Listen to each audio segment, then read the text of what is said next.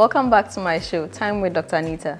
This is a show where we talk about women's health, our day-to-day health activities, problems that can arise, and ways of solving them. By the 5th month, the baby has doubled in weight. Generally, most babies are around 500 grams.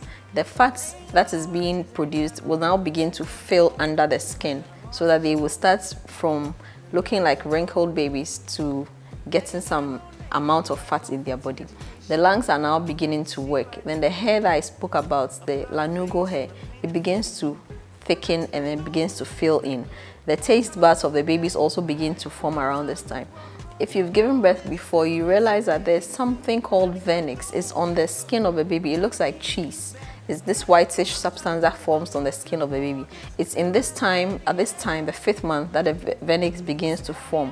It just cushions the baby against heat loss. When you deliver the baby, it keeps them warm and then prevents them from losing too much heat when they are born. This is the time that it begins to form, and then by then the baby is about 10 inches long. In some places where they have better NICU facilities, between 20 to 23 weeks, they have support for the baby. You know, at this time, because the lungs are now beginning to form, when you give birth to the baby prematurely, the lungs is what are supposed to help you breathe to survive. So for most places that don't have NICU facilities to support this breathing, it means that when you give birth to the baby will not be able to breathe. And if you can't breathe, inadvertently you're going to lose the baby. So in other countries where they can support the baby's breathing, a baby born around 23 weeks, some are able to survive. Not all of them, but some are able to survive in this time. What happens to the mother also?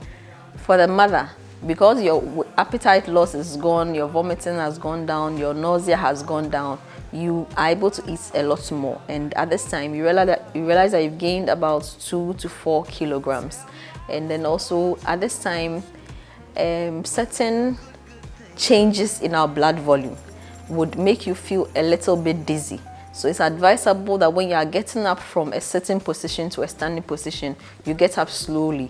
Or when you're getting up from a lying down position to a sitting position, you get up slowly so that you don't have a lot more of these dizzy episodes. It's quite common. And at this time also, you realize that most women have a drop in their blood pressure. And this is all because when your heart is pumping so much, your blood pressure has to go down so that your heartbeat can compensate for that, and that's why the blood pressure goes down. But when your blood pressure goes up instead of going down, we have other conditions that can develop, such as hypertension in pregnancy, such as preeclampsia. All these are events that need to be treated in the hospital. Another very important issue that can happen to pregnant women is hypertension or preeclampsia.